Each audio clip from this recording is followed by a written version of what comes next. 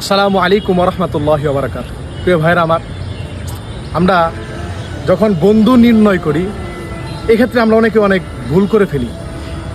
ভুলবশত আমরা অনেকেই খারাপ বন্ধুর মেলে পড়ে যাই, অনেকেই ভালো বন্ধুর মেলে পড়ে। তো আমরা কোন বন্ধুর নির্ণয় করব এটা আল্লাহ রাসূল সাল্লাল্লাহু আলাইহি ওয়াসাল্লাম আমাদেরকে জানিয়ে দিয়েছে। সহিহ বুখারীর 2378 নম্বর হাদিস। এই হাদিস বর্ণনাকারী হযরত আবু হুরায়রা রাদিয়াল্লাহু তাআলা আনহু। তিনি বলেন যে মানুষ সাধারণত বন্ধুর ধ্যান ধারণাকে, বন্ধুর দিক নির্দেশনাকে, বন্ধু কোন বুঝ দিবে এই বুঝটাকে তারা গ্রহণ করে নেয়। এর কারণে তোমরা যখন বন্ধু নির্ণয় করবা, তোমার বন্ধু ভালোর পথে থাকে নাকি খারাপ পথে থাকে, তোমার বন্ধু ভালো মানুষের সাথে চলাফেরা করে নাকি খারাপ মানুষের সাথে চলাফেরা করে, তার আচার আচরণ কীরকম, এই জিনিসটা তোমরা দেখবা। যদি তার আচার আচরণ ভালো থাকে তাহলে তুমি তাকে তুমি বন্ধু হিসাবে গ্রহণ করে নিবা, আর যদি খারাপ থাকে তাহলে তাকে গ্রহণ করবে না।